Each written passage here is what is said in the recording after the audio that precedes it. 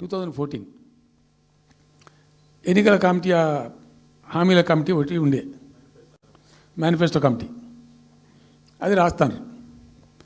దానిలోకి ఇద్దరు ముగ్గురు రిటైర్డ్ ఐఏఎస్ అధికారులు కూడా ఉంటే అప్పుడు ఒక సందర్భం వస్తే నేను అడిగిన, అసలు మనం పెన్షన్ ఎందుకు ఇస్తాం ప్రజలకు? Why do you give pensions at all? ఎందుకు ఇవ్వాలి అసలు? దానికి ఒక పరమార్థమో పర్పస్ ఉందా?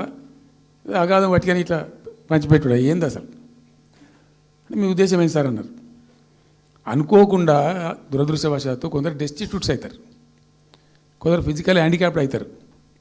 ఇలా మంచిగానే ఉన్నాం, ఏమో ఏమైనా ఒక యాక్సిడెంట్ అయితే కథం తెల్లారు మనం వికలాంగుడు అయిపోతాం, కదలలేని పరిస్థితికి వచ్చేస్తాం. రకరకాలు ఉంటాయి. వృద్ధాప్యం వస్తే పాపం వాళ్ళ పిల్లలు చూసి చూడకపోయారు, కొంతమంది పట్టించుకొని లేని వాళ్ళు ఉంటారు. అట్లాంటి వాళ్ళకు, అనాథలకు, ఆర్ఫన్స్కు, డెస్టిట్యూట్స్కు, విధివంచితులకు ఇచ్చేది పెన్షన్. అది ఎందుకు? అదొక పరమార్థం ఉండాలి. వాళ్ళు బిర్యానీ తినకున్నా, పెద్ద గందరగోళం లేకున్నా కనీసం 2 పూటలు పప్పు పచ్చిపులిసింది అన్నం తిని వాంజాలవాడు పండుకుంటట్టు ఉండన్న ఆ మేరకు ఇవ్వండి అని చెప్పినాం. అప్పుడు ఒక ఆయన గోయల్ సాబ్ అని ఉండే IAS officer,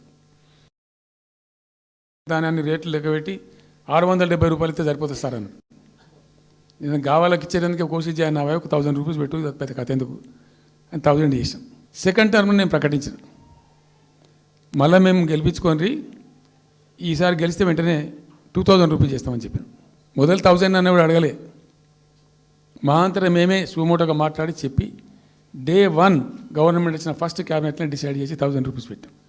200 to 1000, 1000 to 2000 also first మంత్ని. Second టర్మ్లో మా గవర్నమెంట్ వస్తే ఫస్ట్ మంతే, ఏ మంత్లో గవర్నమెంట్ వచ్చినా అదే మంత్లో 2000 రూపీస్ చేసినాం, జనానికి అందించినాం. జనం కూడా ఏమనుకున్నారు, కేసీఆర్ 2 అన్నప్పుడు 4 అన్నట్టుగా ఇస్తాడు కావచ్చు, టెంప్ట్ అవుతారు పాపం, సహజంగా పేదవాళ్ళు కదా, లేని వాళ్ళు కాబట్టి. ఈయన 2 ఇచ్చిండు కదా, 200 2000 చేసిండు, ఈడు తప్ప 4000 చేస్తాడేమో అనే ఆశలో మా కోటేసే ఉద్దేశం ఉన్న ప్రజలు కూడా ఈ మాయల పడి పాపం టెంప్ట్ అయిపోయి గోల్మాల్ అయిపోయి ఓట్లు వేసినారు. ఇలా తలలు బాదుకుంటున్నారు, తిడుతున్నారు, భయంకరమైన తిడుతున్నారు. నేను హైదరాబాద్ వస్తున్నాను, నిన్న నేను మా ఫామ్ నుంచి బయలుదేరి వస్తుంటే ఒక 10 చోట్ల ప్రామిస్ చెప్తున్నాను. 10 ప్లేసెస్లో పక్క పండు వచ్చుకోగా కార్లో కూర్చున్న 2 స్టీరింగ్ ఇచ్చి పెట్టి 2 చేతులు మీదకి పెట్టిండు. బాస్ మళ్ళీ మనం జల్దీ రావాలి, మనమే వస్తున్నాము, నెక్స్ట్ మనమే అని దుంకుతున్నాడు.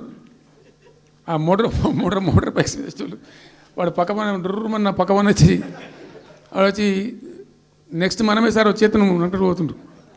హైదరాబాద్ సిటీలో అనేక ప్లేసెస్లో కనీసం ఒక 10-12 ప్లేసెస్లో అట్లా చెప్తున్నారు జనం. అది దేనికి సంకేతం? మీ మీద ప్రజలు విశ్వాసం కోల్పోతున్నారు రోజు రోజుకు, మీ చర్యల వల్ల, మీ పిచ్చి పనుల వల్ల.